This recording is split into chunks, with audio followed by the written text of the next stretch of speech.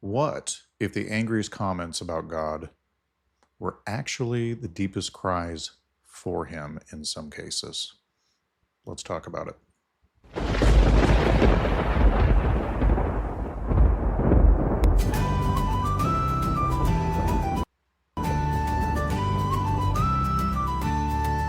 Coming from the wild, from the rain and the stone, where the wind has no name and the traveler's alone. There's warmth in the fire and truth in the tale of the watcher who walks where the bold-hearted fail.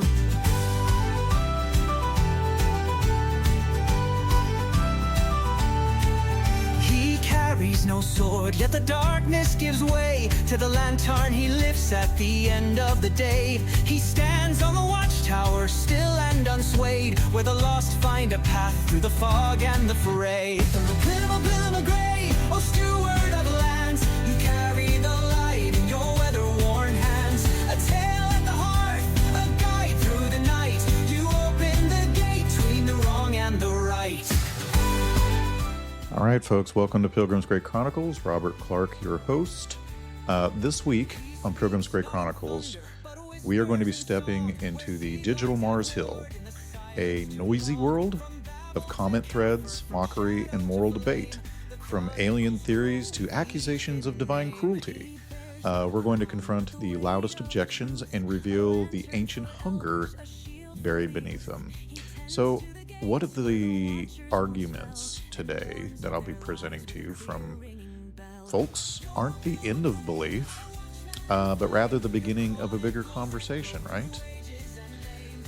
We may have some people that seem angry or bitter on the outside, or just some people are just asking genuine questions, and they might come across a little hostile just because they've experienced so much bitter disappointment. The world sucks, and they're angry at God and blame him for it. And I totally get that. And we're going to comment on some of that and kind of do some story form stuff. Because we know the internet is sort of the new Athens, right? Everyone has a podium, but no one has a pause button. Here they gather, right? The moral relativists, skeptics, cynics, the wounded believer, and every one of them scrolls through the feed like the Athenians of old, right? Ever hearing some new thing. And yet, just as Paul once said, what you worship as unknown, this I proclaim to you. The same gospel still steps into the digital crowd, not with pride, but with patience, right? That is what we are looking for. Some patience as we walk the long road with our lanterns lit high, like the gentleman here in this illustration in the video. So you can kind of almost hear them, right? All these folks. I've got my glasses on again, hard to see. I've been doing a lot of commenting over the weekend, probably more than I should have. I found it really frustrating this weekend because again, those of you who are listening who aren't podcasters might not understand this, but those who are, any of my friends who are listening who are have a podcast, a lot of effort goes into these things, and to have people just dismiss some of the things that you're saying based off not even the content of your podcast that they can't be bothered to go listen to. They comment on just an image on it or the basic outline of it or just a question you've asked and don't even bother to take time or effort to go into the rest of it. And many of those comments I just ignore, but some of them I don't. And I comment. Maybe not so much for the person who's made the comment, since many of them can be rude or vulgar, but more for Christians who are reading these things and might need some support, so to speak. Or, maybe you've had a question about something, or you've heard this question before and didn't know how to answer it. That's why I'm doing this series of podcasts, so that if you want to, you can download the transcript from Spreaker and just use what I said. If you can't think of it, you can just say, well, I heard a podcast that answered this very thing, and and you can either share the podcast with them, Or if you want to, although when I say that, many of these mockers will say, well, see, you're just pointing them to your podcast so you can get views for money. If I wanted to do that, I would hype up every single podcast with the clickbait thing. I'm not doing that, and I'm not about that. And any of you who are regular listeners know this. And I'm not making any money, trust me. So it requires time, effort, and resources coming out of my own pocket to put out a podcast, at least currently. Would I like to make money? Sure. Who doesn't want to make money? But that is not my sole objective, or I would have quit long ago. So my main objective is I like sharing truth. I love God. And this is one way that I can reach a larger audience than just the people around me to present what God has presented to me and help me to understand. Do I understand everything? No, I only understand so far what God has revealed to me. I don't know everything. I only know what God has revealed to me so far, and that I feel like God has made it pretty clear that I should try to share it in many different ways, not just with a podcast, but with how I love my neighbor here locally as well, which I do, because I've heard it from fellow Christians that, well, you shouldn't be just doing a podcast. You should be, I am, okay? I am doing that. We make so many assumptions online about people just because they say something or do something. It's just unbelievable to me. Just assume, that I am very aware of, and I'll assume the same in you. I'll assume the same good in you. Until shown otherwise, right? But anyway, we're doing sort of a Mars Hill thing here, and you can almost hear, if you can imagine being there with the crowd, and that's what I want to kind of get you in the mood here for. Imagine you're back at that Acropolis. You're there in Mars Hill, only we're in kind of a more modern day Mars Hill today, right? And you can hear the kind of things that are said, right? Good and evil are human opinions. Religion only controls the weak. Your God condones slavery. I mean, my gosh, how many times have we heard that God condones everything horrible in the world, right? Simply because they write about it in Scripture. Context doesn't matter, just it's there, so God supports it. And and also, it's all aliens and evolution. Don't forget that one. That's another one I heard. Every one of these echoes, offer the same ache. Show me something real is really what they're asking. And I begin to understand this from listening to people like Carl Tykrib opening his brilliant, Tent to the Unknown God, or over at the Burning Man thing. I think it's brilliant. And so we answer some of these comments, not with fury, but with reason. And because disagreement doesn't destroy truth, it reveals that people still believe there is something worth finding, right? So even mockery, in its own strange way, bows to meaning. For no one ridicules what they think is utterly irrelevant, right? You wouldn't waste your time. So I'm going to go into a brief story here. Maybe not so brief, but it's a story of entering the digital marketplace. So the digital marketplace hums with restless energy, a modern-day Mars Hill, where ideas clash in the open air of the internet. I step into this neon-lit bazaar of beliefs and doubts, posting a truth I hold dear, right? And almost at once, the voices gather around, curious, skeptical, some combative, much as the philosophers did around Paul on that ancient hill. A chorus of notifications announces their arrival, and the debate on Mars Hill begins. I've also got some cute little things to show you while we do that. See if I can find it here. Boom. All right. And I'll switch over to that so you can see it better. All right. Pretty cool, huh? I don't know why it's not looping like it's supposed to. Let's loop it. There we go. So one commenter steps forward from the crowd of avatars, questioning the very premise of objective morality. His words appear on the screen like a challenge etched in digital stone. Good and evil are human inventions. Morality is just a social construct, different for every culture. There are no absolute rights or wrongs. The voice of relativism rings out, clear and confident, dismissing the idea of any universal moral truth. And so I pause, hearing not just the argument, but the hunger beneath it. Gently, I reply, my fingers finding words as carefully as if speaking to a friend across a fire. If good and evil are only inventions, why do injustices feel so real? I ask. When we witness cruelty, a child abused, the innocent bombed, something in us cries out from the core of our being. We know it's wrong, even if no one else does.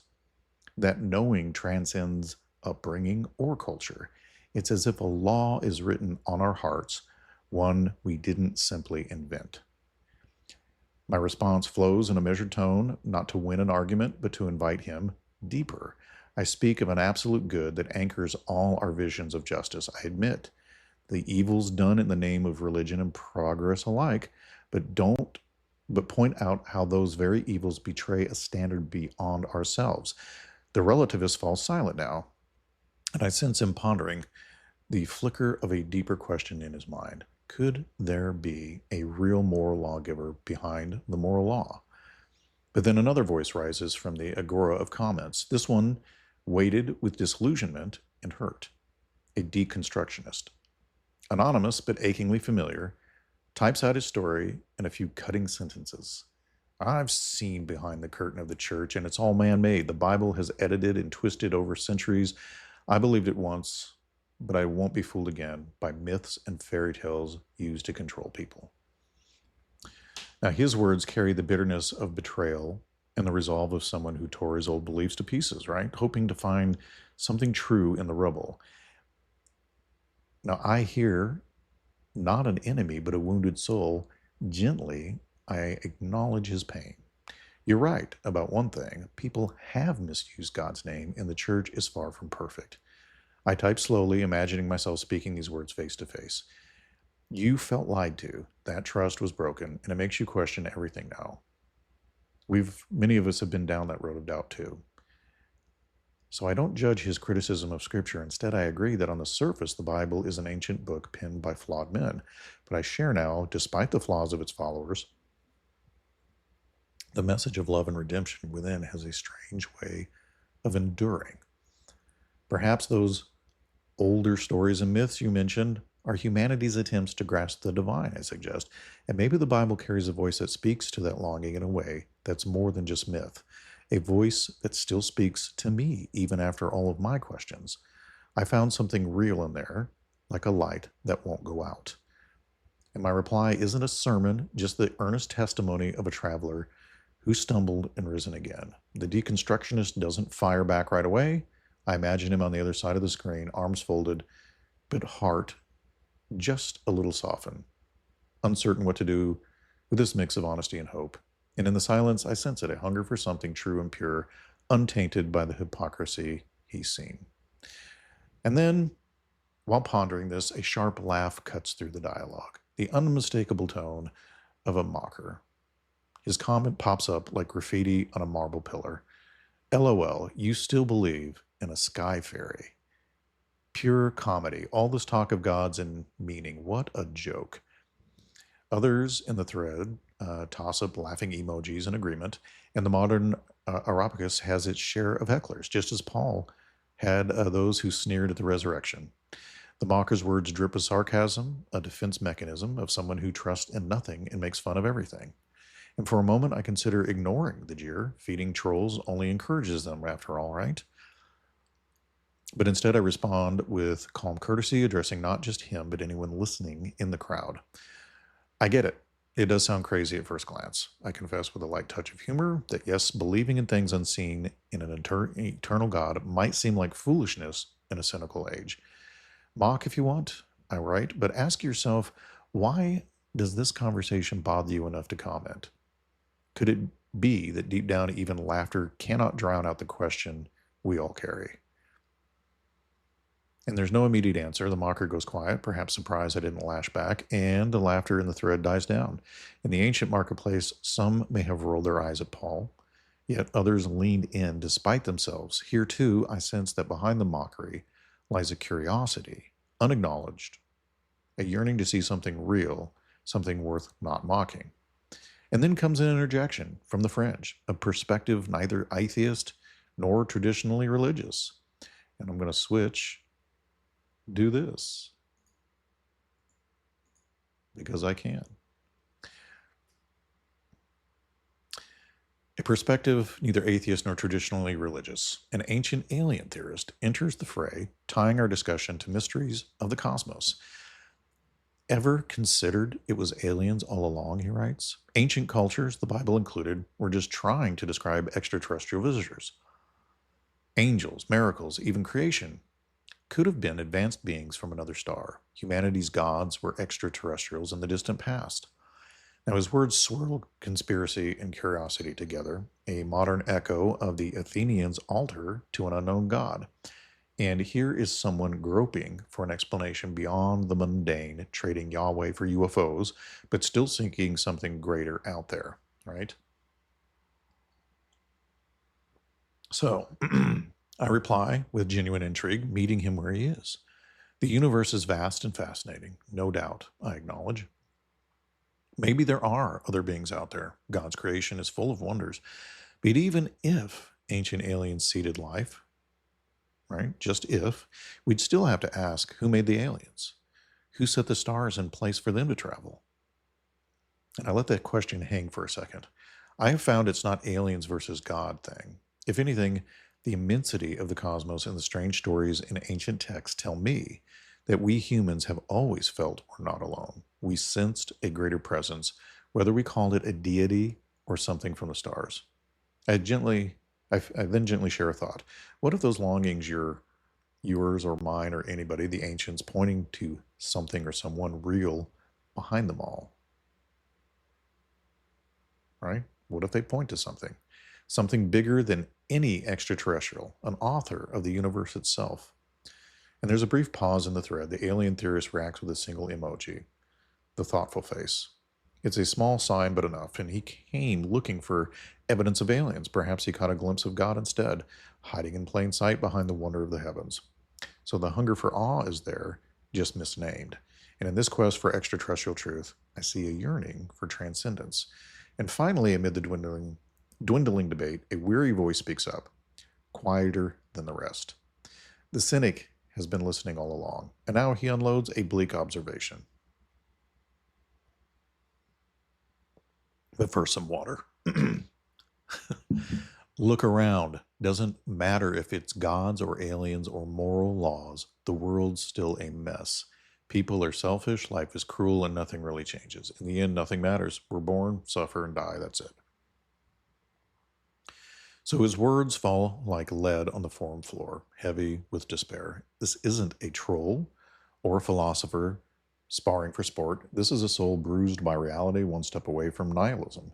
In his radical skepticism, I hear an ancient echo too, the voice of Stoic philosophers who saw life as fate and loss, or perhaps the bitter resignation of those who've seen too much pain.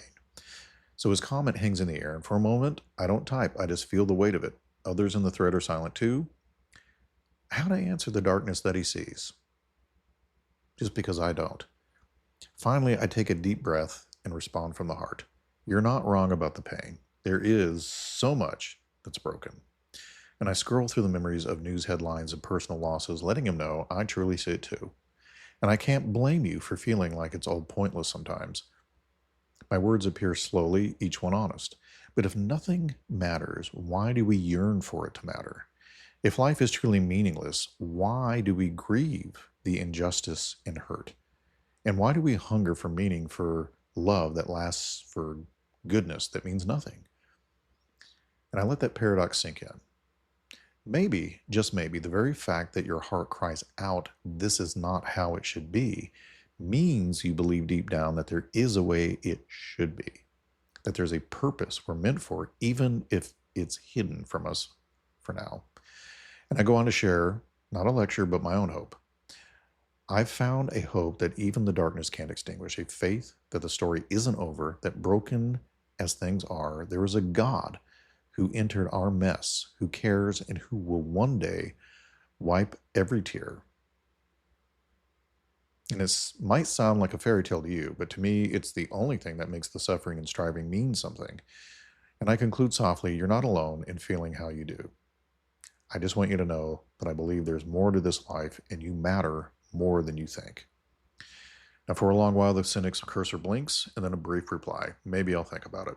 It's just 3 words, but they shine out on the screen like a candle in a cave. In those words, I see it, a spark or a tiny crack in the armor of despair letting a beam of light in, a hunger for hope, even if he almost feared to admit it. So the debate on this modern Mars Hill winds down. One by one, the digital figures fade back into anonymity. Some, like the mocker, have already left to laugh somewhere else.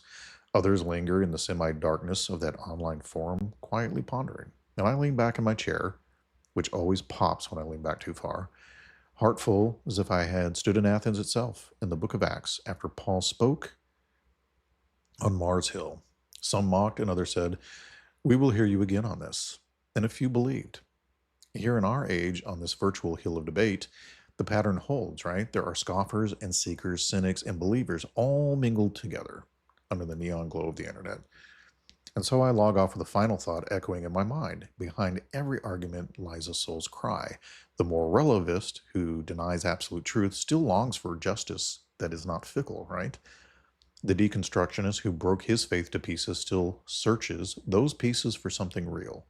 The mocker masks yearning with laughter, craving a meaning sturdy enough to matter. And the alien theorist scanning the stars is really looking for our true home. And the cynic, drowning in darkness, hungers for light but fears hope's disappointment. In each of those voices on Mars Hill, ancient or modern, I recognize an altar to an unknown God, like Carl Teichert says, an ache for the divine they can't yet name. And as the screen goes dark, I whisper a prayer for my fellow pilgrims of the digital age, you folks listening right now. May their hunger lead them as it led me to the feast that satisfies.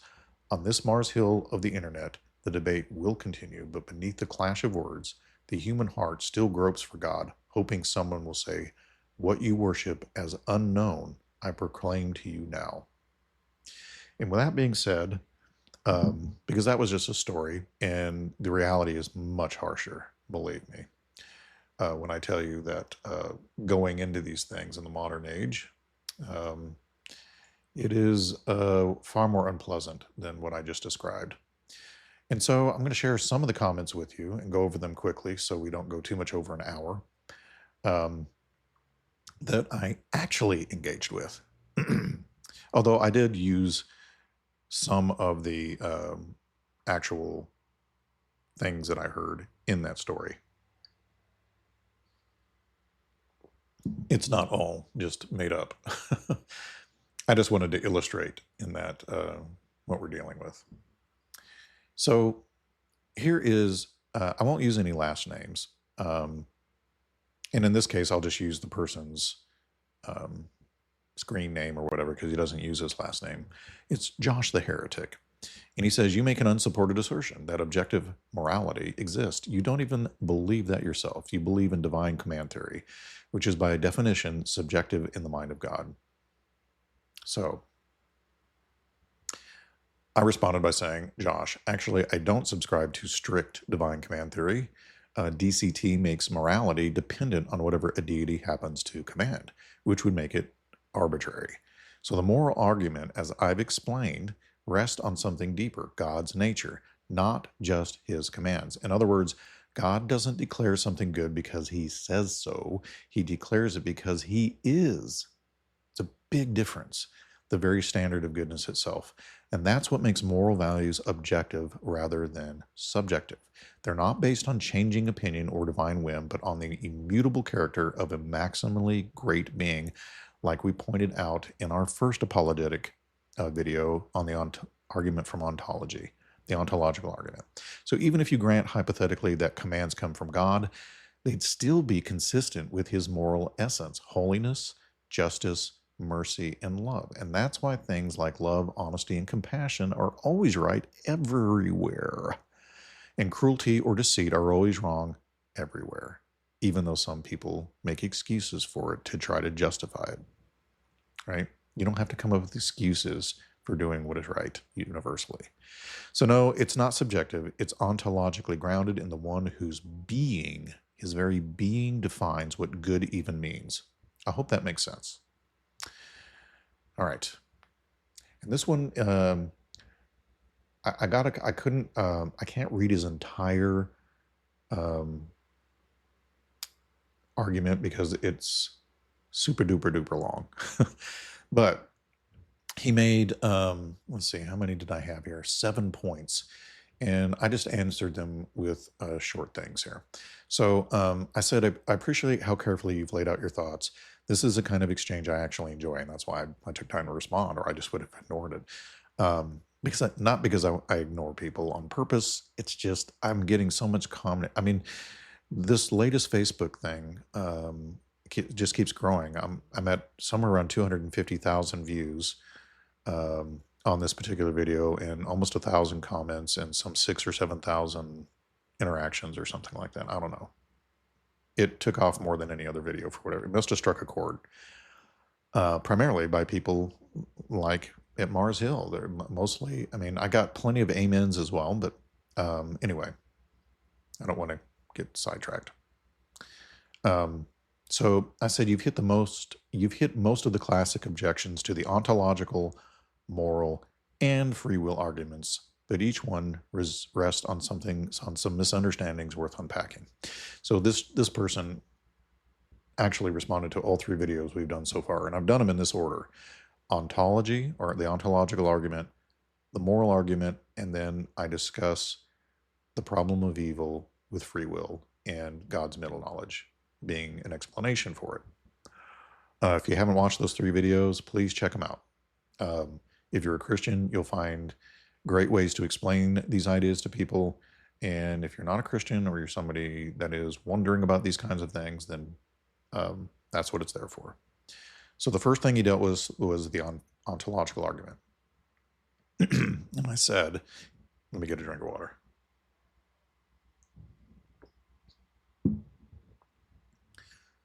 So I said, the ontological argument isn't a word trick. It's an exploration of necessary existence. It doesn't start by defining maximally great as the Christian God, but as a being possessing maximal excellence in every possible world, right? Omnipotence, omniscience, and moral perfection. Once that's logically granted, the question becomes whether necessary existence belongs to that being's essence. Because if necessary existence is even possible, such a being logically must exist in all possible worlds, including ours. So your dragon analogy breaks, because greatness in that case is comparative, one dragon stronger than another. The argument isn't about degrees of power, but the logical necessity of a being whose non-existence would be impossible. I know I didn't get to read his dragon analogy, but if you want, you can go to our Facebook site at Pilgrims Grey Chronicles. Just do a search for us on Facebook. We're there, and you can search and find his comment. And there's 800 comments to go through, and I try to respond to as many as I can, but sometimes I just don't get the notification. And sometimes I've responded to some and I want to respond, but I'm at work or there's something going on and I don't get opportunity to do so. And it's sometimes hard to find those comments. Wading through them is like finding a needle in a haystack sometimes. And then his second one was on free will and foreknowledge. So my response was, knowing and causing are 2 different things. God's knowing what you will freely do doesn't determine that you do it. Middle knowledge, or Molinism, holds that God knows what any free creature would do in any possible circumstance, and sovereignly actualizes a world in which his purposes and human choices coincide. That's not determinism. That's foreknowledge of genuinely free decisions. Your train track example confuses predicting with knowing.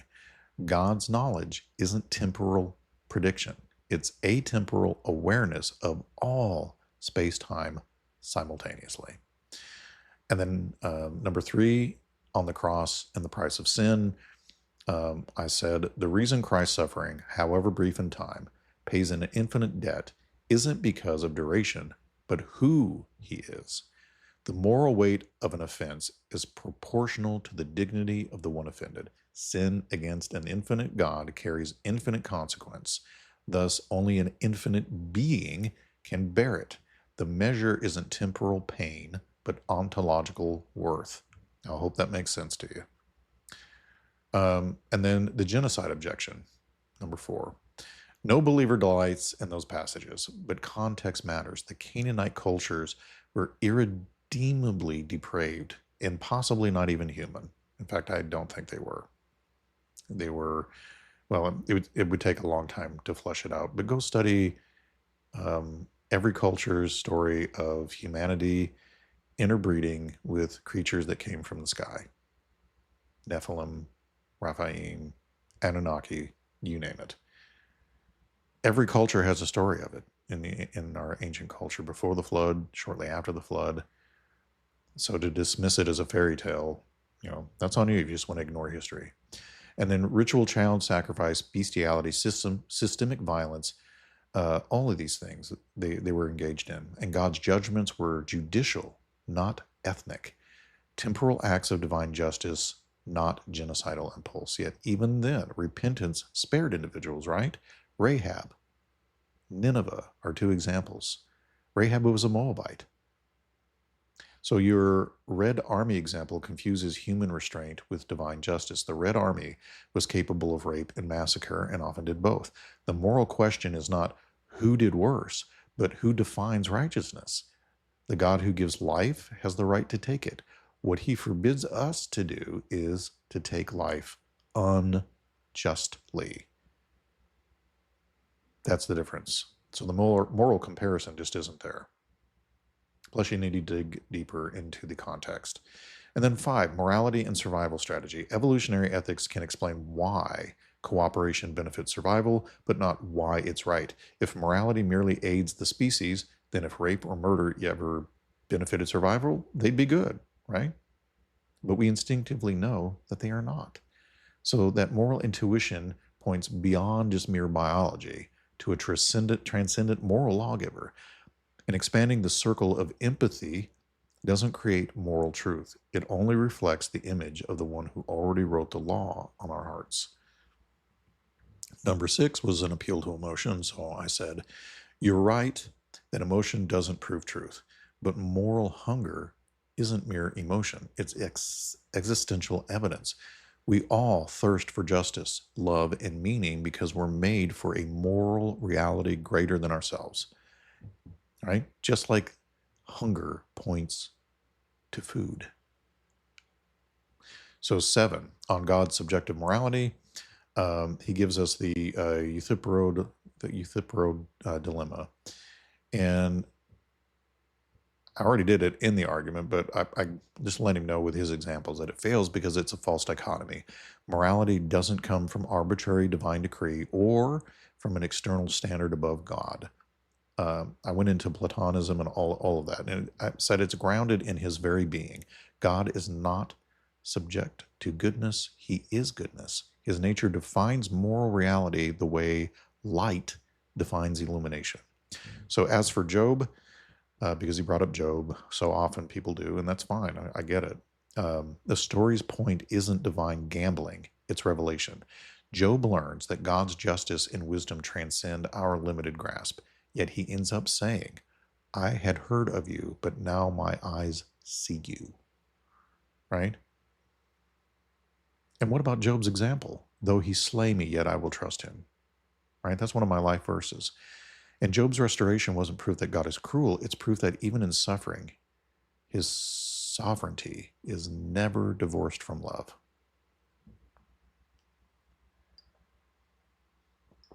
Or let me say it a different way for somebody who mocked me on my mispronunciation. Sovereignty.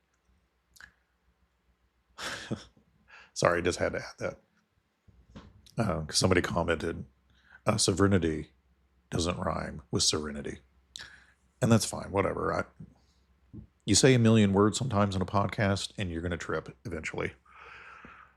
And then we had a gentleman by the name of Dow, who said, religion is not a base for morality. Morality is taught at home. No church will do it for you, right? And I get that. And so I said, Dow, I think you're actually describing epistemology, how we learn or come to know moral principles, rather than ontology, which deals with why those moral principles exist at all in the first place. And so for you to discover epistemically, right? So parents, culture, and experience may teach morality, but they don't create it. And so the question isn't who teaches right from wrong, it's why they exist as real categories at all. So if moral truth is merely a human construct, then every culture's version is equally valid. That means no one can ever be objectively wrong. Not even the oppressors, slavers, or abusers we all agree to condemn. So when we say religion isn't the source of morality, that's partly true. God is. Religion is merely man's attempt, although too often a poor one, to describe what's already woven into creation. I hope that that helps. And then we had Jeff, who says that that's some fancy footwork you're going on there. If you need God to decide what is right and what is wrong, maybe, just maybe, you aren't the good person you think you are. So, a lot of non-believers are really good people, and unlike many supposed Christians, actually put the Christ teachings into practice even though they do not believe in a God. We have a lot of people claiming to believe who do some pretty awful, hateful things that are clearly opposed by the Bible or common decency. The thing is, if he just listened to the podcast, he would have known. So I said, Jeff, I actually agree with you. Many non-believers act more ethically than some who claim faith. Jesus himself warned about hypocrisy in his name more than almost anything else. But that isn't what this argument is about. The moral argument isn't claiming that only believers behave morally. It's asking why morality exists at all. In other words, what makes good objectively good and evil objectively evil? If there's no transcendent standard beyond human opinion, like a compass point for north, then good just becomes what each person or culture decides it is. So when you call hypocrisy or hatred wrong, you're already affirming that there's a real moral law, something higher than us, which is exactly what the argument points to, premise 2, right? Objective moral values and duties exist. We all live that way. We all acknowledge it. Until we need the argument to be wrong, and then we try to say that everything is subjective. But we don't live that way, and you don't act like that, and you don't want others to act like that, believe me. You don't. Because if somebody subjectively decides they want to off you and take away with your goods, and it's just their opinion, what do we do at that point? Then it becomes whoever's got the biggest weapons and strength. And so then we have a gentleman by the name of Brian, who says good and evil are human concepts generally applied to things describing how they affect the human condition. Morality is relative. An atheist can have better morals than a Christian. So the definition of the word is a bit fuzzy. And so you can see there's a pattern to this, which is, it's kind of the same comments over and over again. I wish I could just, like, Facebook, I don't think will let me pin one answer to all of these. So I said, Brian, I think you're right that people, Christians or atheists, can behave morally or immorally. The question, again, isn't who behaves better. It's why any behavior can be called good or evil in the first place. So saying good and evil are human concepts assumes that they only exist in our heads, but then your comment still uses those same moral categories as if they're real and meaningful. That's the contradiction. If morality is truly relative, then even saying an atheist can have better morals than a Christian completely loses its meaning because better implies a real objective standard of good. So the moral argument isn't about religious superiority. It's about the foundation, which is ontology. If good and evil are just social preferences, then they have no more binding authority than fashion trends or what your favorite breakfast cereal is. But if they're real moral truths, then they must be rooted in something or someone beyond human opinion. I think it's a someone. And I've argued that in the podcast. And then we have Neil, who says, that's not an argument. That's an unsubstantiated opinion. It's substantiated. Oh, sorry. That's an unsubstantiated opinion. And so, unfortunately, Neil, like so many, is only responding to the syllogism that the argument points to. So I said, Neil, The short image post isn't the argument, it's a summary of it, a syllogism. The full argument with evidence and philosophical reasoning is laid out in the actual podcast episode linked in the post. The claim is substantiated there. You just have to listen before assuming it isn't. The syllogism is meant to outline the logic, not present all the supporting premises in one picture. I cannot tell you. The reason I'm including that in this show, even though I didn't necessarily want to, is because I must have had 100 comments that are geared towards that, just responding to a syllogism, never even listen to the supporting arguments in the podcast. And then Richard here. What if morals are as made up as the gods? Some things that are considered morally right in one nation may be considered wrong in a different one, since morality is not universal. It is not proof of God's existence. So I said, Richard, I understand what you mean. Moral disagreement exists across cultures, but disagreement about what's moral doesn't prove morality is imaginary. It just shows people perceive it differently. People disagree about mathematics, logic, or justice too, but we don't conclude that those things are just made up, right? We assume there's a real answer. We just don't all see it clearly, right? And that's the point of the moral argument. The very fact that we argue about right and wrong presupposes that there is a real standard to discover and argue about. So the question isn't whether morality is universal in practice, it's whether it's real in principle. And if real moral truths exist, they need a foundation beyond human opinion, right, for you to appeal to. And then Dawn. She quotes Susan B. Anthony, and here's the quote. I distrust those who know so well what God wants. It always coincides with their own desires. And so she continues and says, the Bible teaches our prayers must align with our God's desire, not our own people. I don't understand prayer because they treat it like asking a magic genie for wishes, right? So what I said was, Don, Susan B. Anthony's quote is memorable, but it assumes people project their own desires onto God, and some do. And that's exactly what Scripture warns against. The Bible teaches the opposite, that prayer and discernment are about bringing our will into alignment with His, not bending His will to ours, right? If you read John chapter 14, verses 13 and 14 through 14, or 1 John 5:14, true faith means letting God define truth and morality through His word. So we don't fall into the trap of creating a God in our own image. So I'm not claiming to know perfectly what God wants. I don't know. I only know what He reveals to me, one thing at a time. And we're simply letting Him speak for Himself through Scripture. And that's how we avoid turning faith into wish fulfillment or ideology, or what's the term everybody's using? I'll manifest what I want. Well, whatever. Involve yourself with witchcraft then, because that's what that really is. So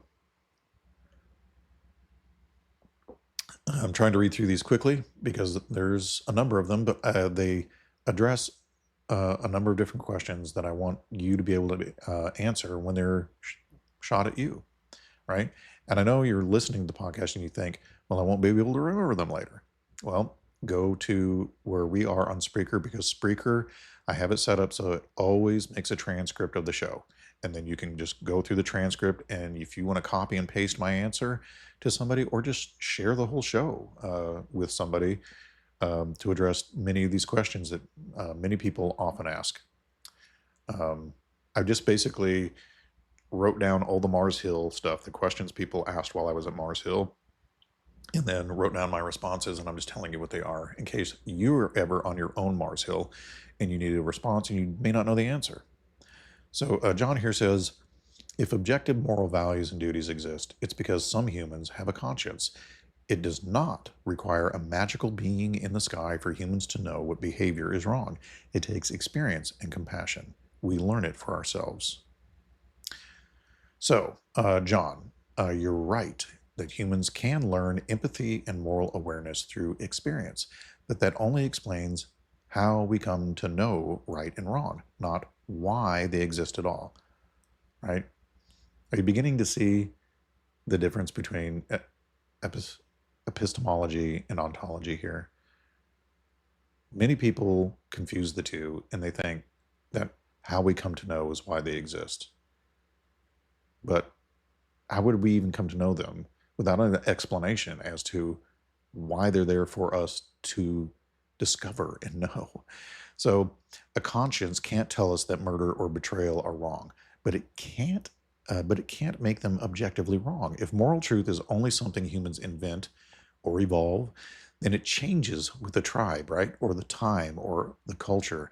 And there's no ultimate reason why compassion should be better than cruelty, except that, we just happen to prefer it right now, right? So the moral argument isn't about needing a magical being in the sky.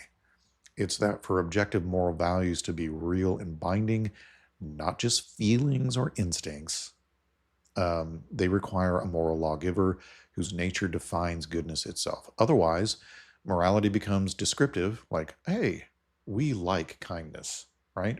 Instead of prescriptive, we ought to be kind, right? Big difference. And so experience and compassion are how we perceive morality. God's unchanging nature is why morality exists in the first place. And then we have Scott, who says, I can have morals without worshiping a child rapist God. I don't need to ritually drink blood or eat flesh to know right from wrong. I don't need human sacrifices to know priests and presidents that have raped kids need to go to prison. Yeah. The world is an interesting place. I wonder if Paul ever dealt with comments like that. I'm sure he did. I mean, he was stoned. So, I mean, not stoned, but, like with rocks. Not with the magic lettuce. So I said, Scott, I get that you're angry, and honestly, we should be angry at evil, but none of what you described actually represents biblical Christianity. First of all, no Christian worships a child rapist God. God condemns all sexual abuse and perversion. You can see Matthew 18:6 for that. The very moral outrage you feel about those crimes actually affirms that you believe in real moral standards, or that objective moral values and duties exist. And that's the heart of what the moral argument explores. If moral truths are real, they must come from something greater than human opinion. Second, communion. Eating flesh and drinking blood isn't cannibalism or human sacrifice. It's symbolic, remembering the self-sacrifice of Christ, who gave his life to defeat sin and evil once for all. It's the exact opposite of what you're describing. And I think there are some Roman Catholic traditions that say that it magically turns into that. I think they're wrong.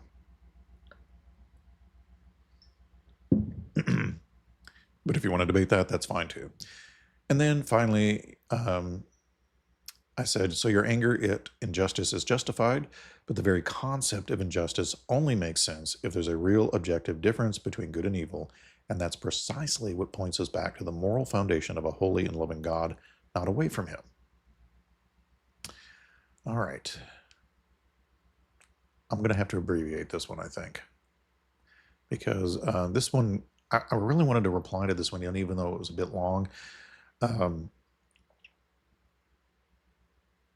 because he basically says there are two completely separate kinds of morality, basic and cultural, and then he goes on to explain what they are. And you'll get the idea of what he explained by how I reply. But if you want to, you can go to the Facebook site and see his actual comment in full. In fact, there's a kind of an exchange between the two of us that goes on for another 2 or 3 comments. But what I said in reply was, Dev, this is a very thoughtful breakdown, but it confuses moral function with moral foundation. What you call basic morality describes how morality operates within human groups, but it doesn't explain why those moral truths are actually binding. Saying that we evolved morality because it helps us survive just describes a strategy, not a standard. Evolution can explain why cooperation feels beneficial, but it can't explain why cruelty is actually wrong. If morality is merely a social contract for survival, then genocide or betrayal could be moral if they ensured a tribe's survival. And history proves many cultures did indeed act that way. So the moral argument asks a deeper question. Why is trustworthiness or compassion truly good, not just useful? Survival value doesn't make something morally right. After all, deception and domination often help the fittest survive. Yet our conscience tells us that oppression is evil even when it benefits us. That points beyond evolution to something transcendent, a moral law that exists whether or not it benefits us. And as for religious codes mixing cultural customs, that's true for man made religion, but not for the God of Scripture. The Ten Commandments aren't tribal, they are moral universals. Do not murder, do not steal, do not bear false witness apply across all times and cultures precisely because they come from a moral lawgiver whose nature defines what justice is. So you've described the mechanism of moral behavior pretty darn good, but it's not its origin or authority. That's the difference between sociology and ontology, between describing what people do and explaining why they ought to do it. That's a huge difference also. And then Ken here says, I've seen animals show compassion and fear for other species, and they have no God. Ken, that is true. Animals can show compassion, cooperation, and even grief. But what they don't show is moral awareness. When a lion kills a zebra, we don't say it murdered the zebra and haul it into a court of law. It simply acted on its instinct. Morality isn't just about behavior, it's about oughtness, the awareness that we should or should not act a certain way. And humans uniquely ask moral questions. They feel guilt for violating unseen laws and reflect on justice even when it costs us survival advantage. And that's not an evolved instinct, that's conscience. And conscience points to something higher than nature because nature doesn't care about right or wrong, only survival. So while animals show empathy, only humans show moral accountability. And that's exactly what the moral argument is about. Not where feelings come from, but where moral truth comes from. I'm just basically having to say sort of the same thing in different ways. Because the question comes at you the same way in different ways, right? But are you noticing that there are certain key principles that keep coming up? You just have to rephrase it for the person who's asking. And so this person who just goes by atheist says, your God is really not a character outside of your mind. What controls you is your own mind, your God. When it is said morality comes from God, it really means from the human mind. The gods as characters humans have created originated in imagination and fantasy. So I said, that's a common claim, but it's self-defeating. If God is just a construct of the human mind, then everything that comes from the human mind, including your reasoning, is just another construct too. You can't dismiss belief in God as imagination without also undermining the reliability of your own thoughts, since both arise from the same allegedly random brain chemistry. So the moral argument isn't saying God is in our heads. It is saying that the very fact that we can recognize goodness, beauty, logic, and moral duty points to a source outside of us. If morality and truth were just mental inventions, they'd have no binding authority. Lying, betrayal, or cruelty would be only unpleasant thoughts, not objectively wrong. So the question isn't whether the mind can imagine God. Of course it can. But why it imagines a perfect moral, transcendent being at all, right? Our imagination testifies to the reality our hearts were made for. Much like hunger, again, implies food, or thirst implies water. I use that analogy because C.S. Lewis used it. And it's a good one. And he's a very smart guy. I'm just standing on the shoulders of giants. I'm just a common guy just like you, reading and studying, which apparently is a lost art in this day and age. I don't know very many people who read anything any longer, except many of my Christian friends. So we're all in front of our black mirrors, right? And so another one, Stephen. What BS? Morality is genetic unless destroyed or twisted by abuse and or religion. Animals are absolutely moral within the parameters of their species. The killdeer pretending to drag a broken wing to lure predators from its chicks has no God and no Bible. I'm tempted to ask, how would you answer this one? So I said, Stephen, the killdeer isn't doing something moral, it's doing something instinctual. You and I can recognize its behavior as noble or self-sacrificial, but the bird isn't sitting there thinking, this is good, and I ought to do this, right? It's following genetic programming. So morality is more than behavior. It's the awareness of this key word, oughtness, the ability to discern right and wrong beyond survival instinct. A soldier who jumps on a grenade to save his friends doesn't do it for genetic advantage. He does it because love and duty call him to transcend self-preservation. If morality were purely genetic, then no one could be blamed for evil. Cruelty, murder, or betrayal would simply be evolutionary strategies. Yet we instinctively know that moral accountability is quite real. That awareness points beyond biology to something immaterial, a moral lawgiver whose nature defines what is good. So while animal instinct shows nature's design, human conscience shows its designer. And then another Thomas. Jesus was an alien. The Bible was written by advanced alien AI. You and other people think a God is talking to you. It's aliens. They have very advanced science and technology, giving them the power of a god. Aliens makes as much sense as saying it's all from a god. Anyone who disagrees, tell me, how is my reasoning flawed?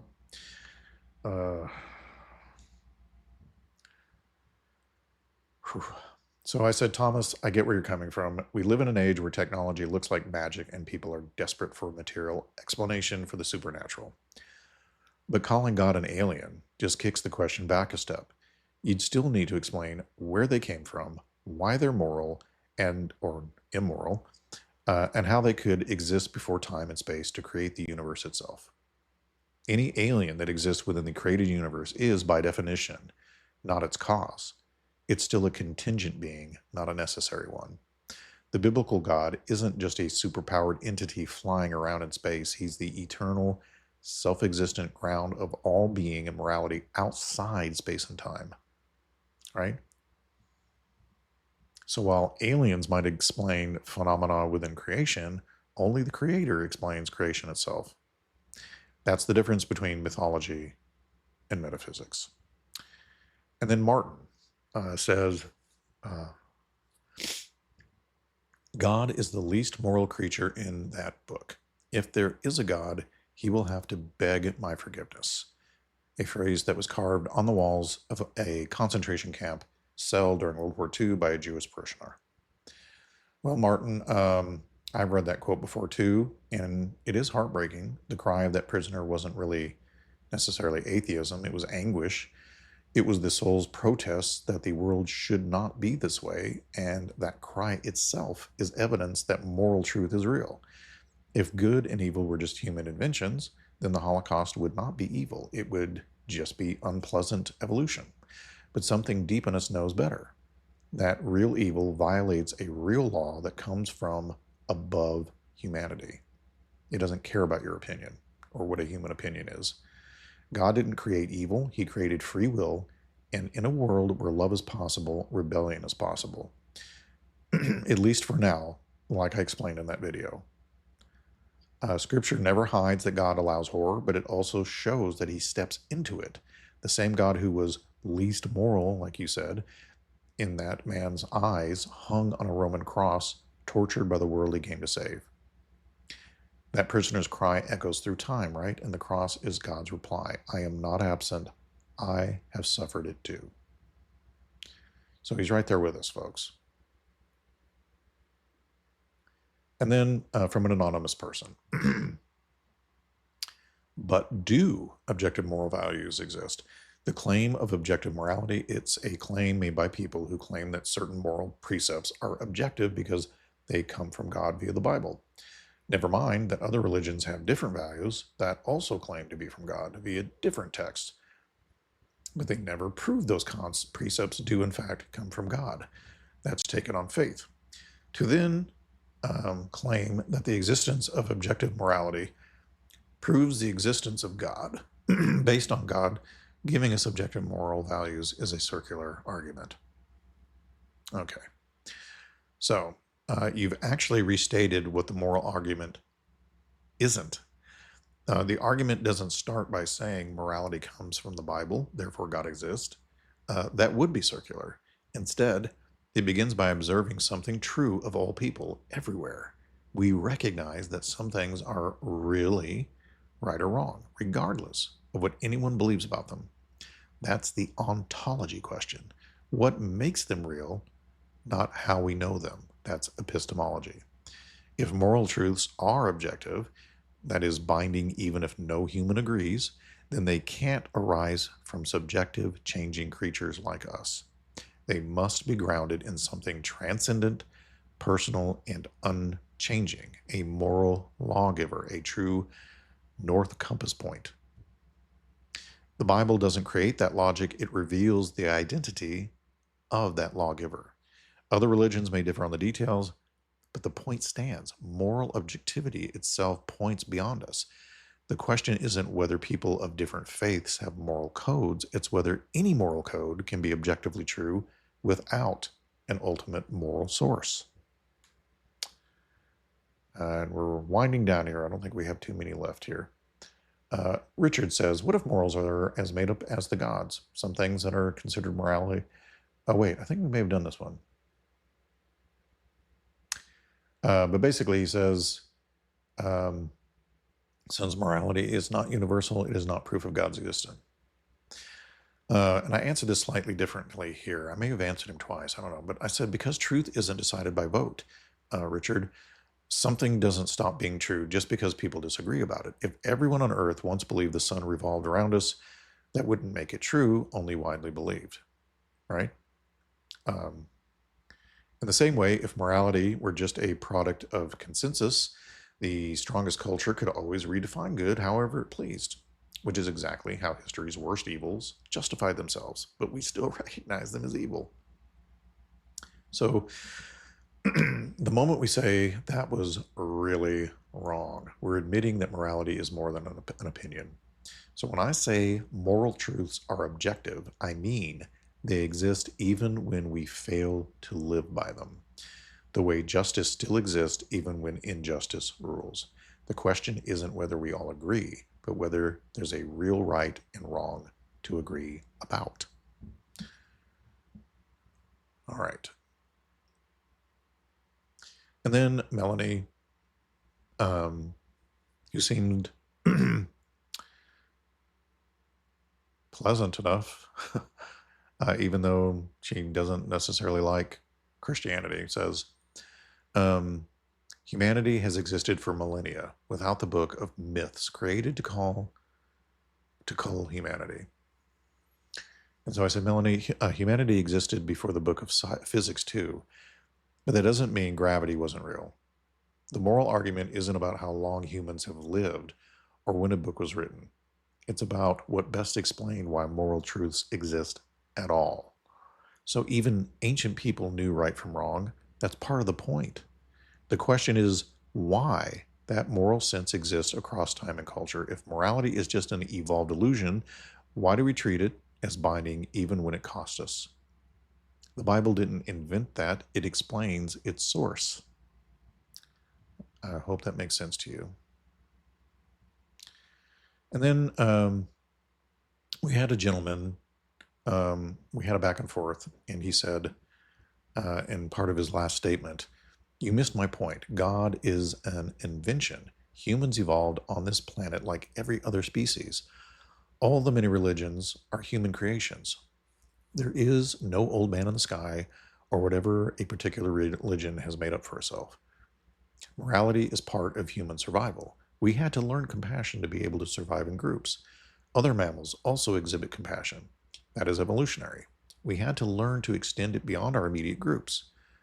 Another exchange, Oh, wait, no, he's finished right there. Sorry. So I said, this was John, if you remember John a little bit while back. I thought his second point needed addressing again. So I said, John, I actually didn't miss your point. You shifted the playing field. Now you're describing how compassion may have developed, but not why it's objectively good rather than just evolutionarily useful. Again, if morality is only a survival instinct, then it's no different in kind from hunger or fear. Useful, yes, but not binding. Nature selects for survival, not for truth or goodness. If cruelty ever promoted survival better than compassion, just know that evolution would have selected for cruelty instead. So that's why our explanation doesn't address, that's why your explanation doesn't address the moral argument itself. It's not about an old man in the sky. It's about whether moral truths are real or merely convenient. You can explain how humans came to feel moral impulses, but not why we ought to obey them, even when disobeying them would benefit us. That's where a transcendent moral lawgiver provides what evolution can't, an objective foundation for ought. I hope that makes sense. All right, and I think we've handled that one.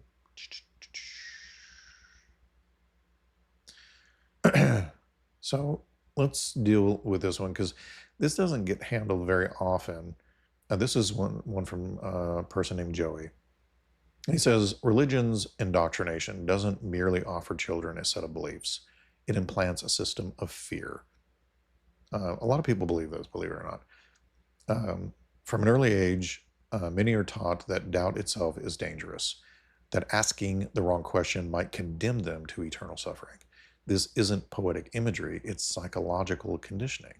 The doctrine of hell becomes a mental trapdoor beneath every moment of uncertainty, and the effects are measurable. Belief in hell correlates with heightened anxiety, depression, and psychological distress. This isn't moral guidance, it's trauma disguised as virtue.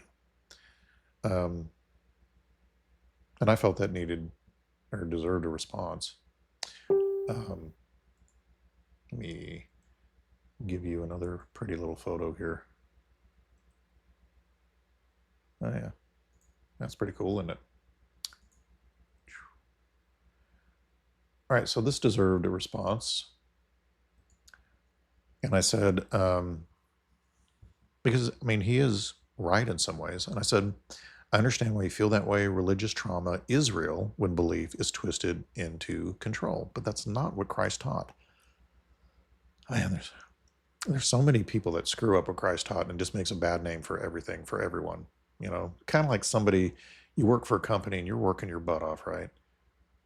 And there's a couple of Joe Blows in the company that screw up and make everybody else in the company look bad, when really the company overall is good. But because of a couple of people screwing up, you know, whatever, now the whole company has a bad reputation, you know, because people don't look any deeper. So the message of the gospel isn't fear the question, it's seek and you will find, right? Doubt and honest inquiry aren't condemned in Scripture. They're the very tools that lead people toward truth.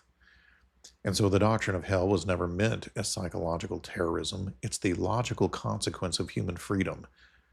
It wasn't even created for humans to begin with. It was designed and created for rebellious angelic activity. And the reality that a God of love won't force anyone into his presence who wants to live apart from him. So in that sense, hell isn't divine sadism. It's divine respect for your choice. And fear-based religion does create damage, but Jesus constantly rebuked the Pharisees for exactly that kind of manipulation. The real Christ frees people from fear, not into it. So I'd say what you're condemning is a counterfeit, not the message of the carpenter who laid down his life to break fear's grip entirely. And if you're that concerned about it, correct it. That's what I'm out here doing. You don't, just because somebody is a Christian doesn't mean they shouldn't be corrected. I mean, me too. If I've got something wrong, then I need to be corrected. All right. And then I got a response from a Mia or Maya. I'm not sure how it's pronounced. And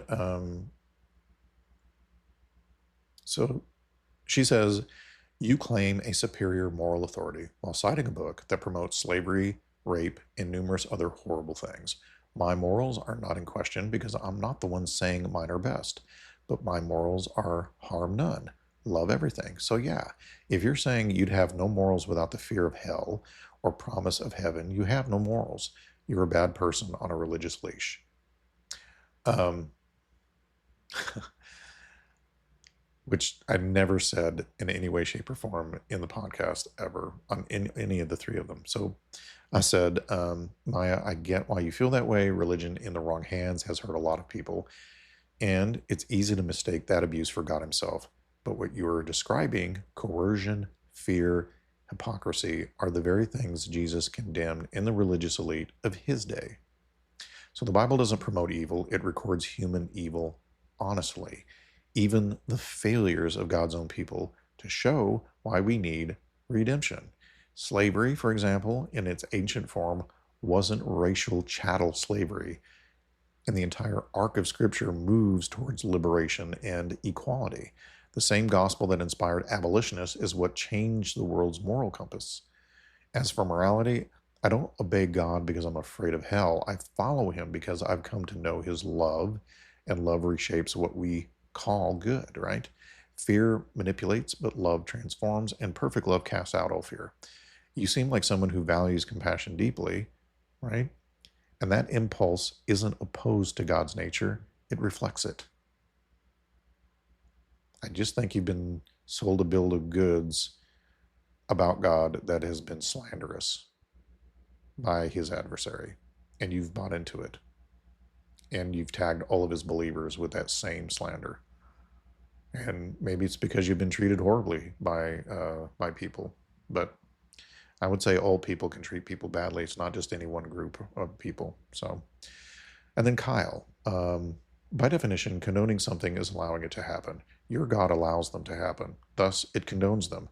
Your God also commands them. Instead of saying, don't own human beings as property, treat women as equals, don't slaughter whole civilization, it outright endorses them. So saying they are always wrong makes me more moral than your God because, as you just admitted, your God thinks rape, slavery, pedophilia, and genocide are perfectly acceptable and moral at times. That is reprehensible. Also, remember, your moral lawgiver is unchanging, meaning if it allowed it once, it allows it always. Wow, how you like that one? That's a lot. So I said, Kyle, I think you're mixing together several different ideas: permission, prescription, and moral law. Allowing something to happen is not the same as approving it. Every parent allows things they hate because they value the child's freedom to learn and choose. God does the same on a cosmic level.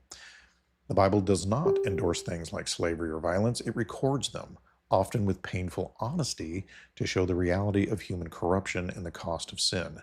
So when God gives laws to Israel, many were meant to regulate a brutal culture, not to approve of it.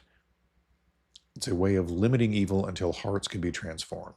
And that's why the moral trajectory of Scripture moves toward freedom, equality, and compassion, culminating in Christ, who shattered all systems of human ownership and oppression. And so God's nature doesn't change. He has always hated injustice, but he's also always respected human freedom.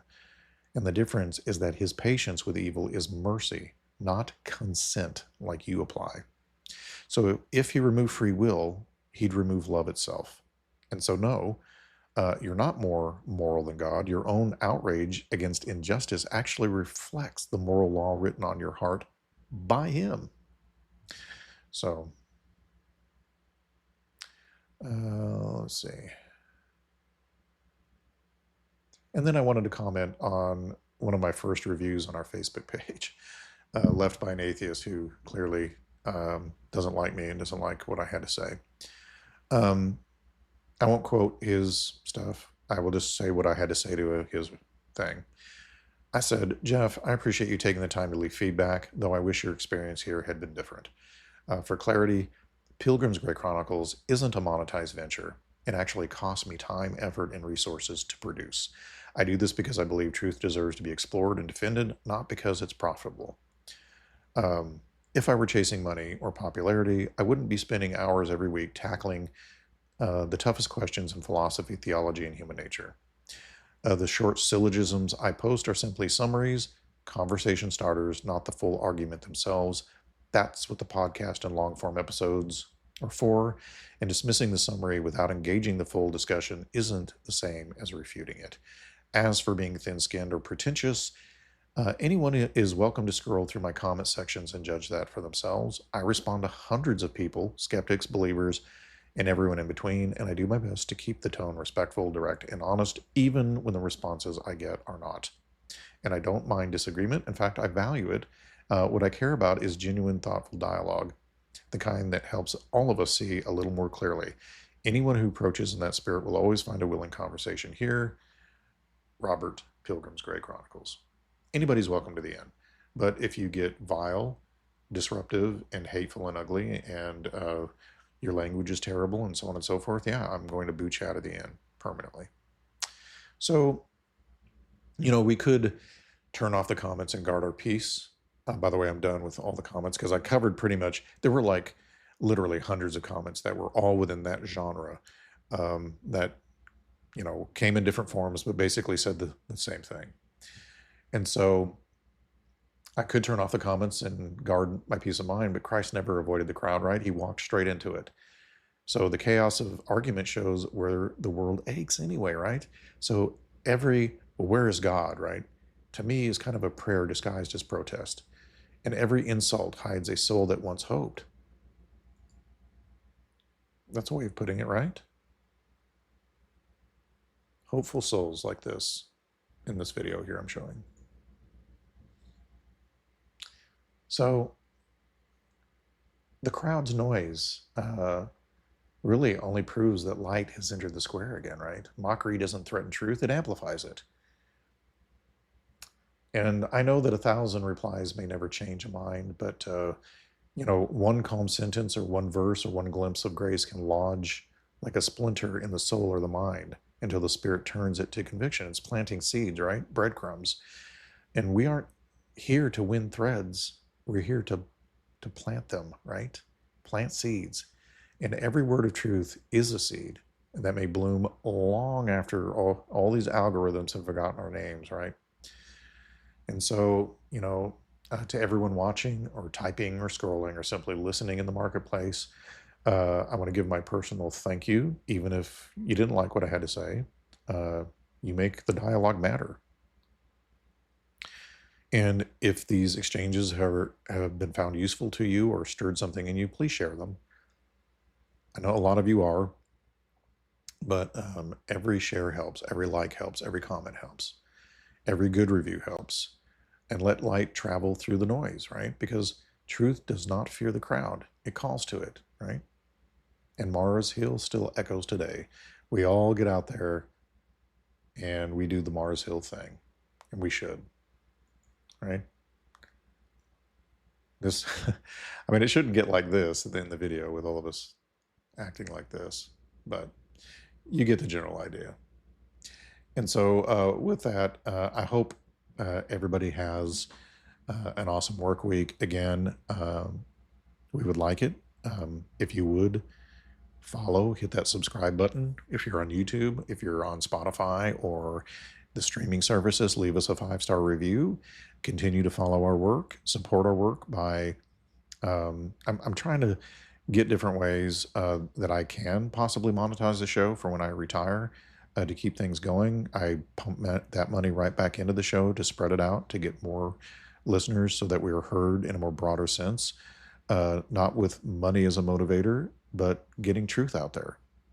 I want to reach people with what God has shown me, and I'm just sharing what I've learned while I'm on the long road. And so with that being said, Godspeed to all of you, and have yourselves a great work week. I'm going to do only one show a week from here on out on Monday nights. Won't be doing Wednesdays or Fridays anymore because I've got some deadlines coming up on the album, and my workload at work is going to go through the roof. So I'm going down to just the podcast on Mondays.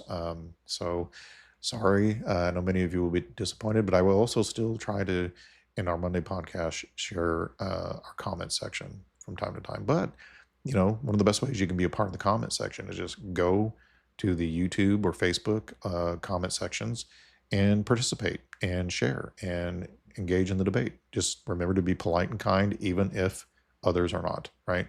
Christians, we should set the example and try to be peaceful. Anyway, love y'all and Godspeed. Hey!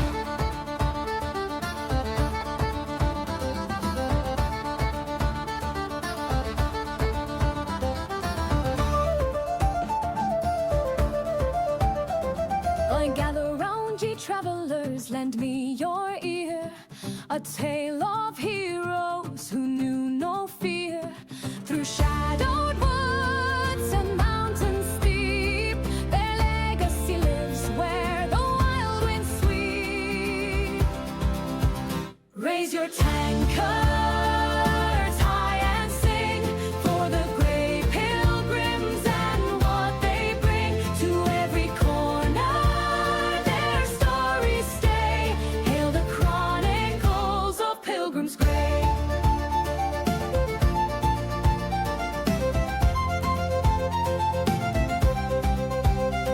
Through cursed lands where few would tread, the brave walked forth where many fled.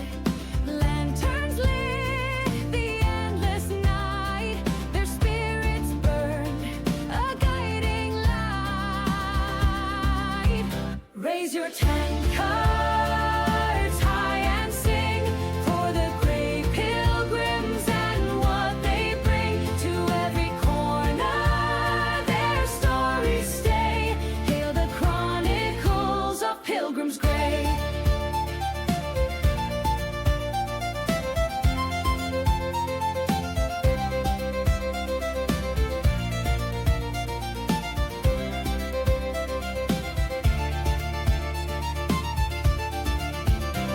The laughter fades, yet echoes strong in every heart. Their timeless song, mirrors carried on the ale-soaked breeze. Songs as endless as the trees.